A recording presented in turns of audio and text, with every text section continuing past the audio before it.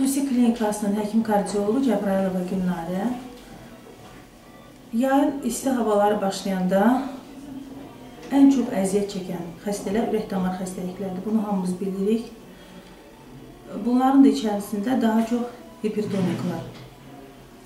Məsləhət nə ola bilər? Bu, mənə biləm, hamıya məlum olan bir şeydir ki, 11 ilə 5 arasında mümkün qədər havaya çıxmasın. Ürək-damar xəstəlikləri məcburiyyət qarşısında çıxanda da daha çox kölgəlik yerlərində olmaqları məsləhət görülür.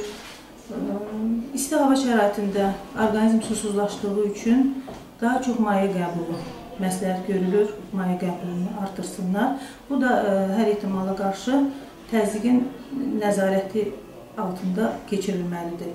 Tez-tez təzyiqlərini ölçsünlər, təzyiq xəstələri, təzyiq dərmanlarını vaxtı-vaxtında qəbul etsinlər. Bir balaca narahatçılıq olarsa, təngnəfəslik, hava çatmamazlığı, ürək döyünmə, belə əlamətlər olarsa, həkimə müraciət etsinlər. Minimum elektrokardioqrafik müayinələrini keçirmək məsləhət görülür. Qidalar ancaq çoxlu maye qəbul eləsinlər, Bir qarına çox yemək olmaz, bu aydın məsələdir, yay oldu, qış oldu.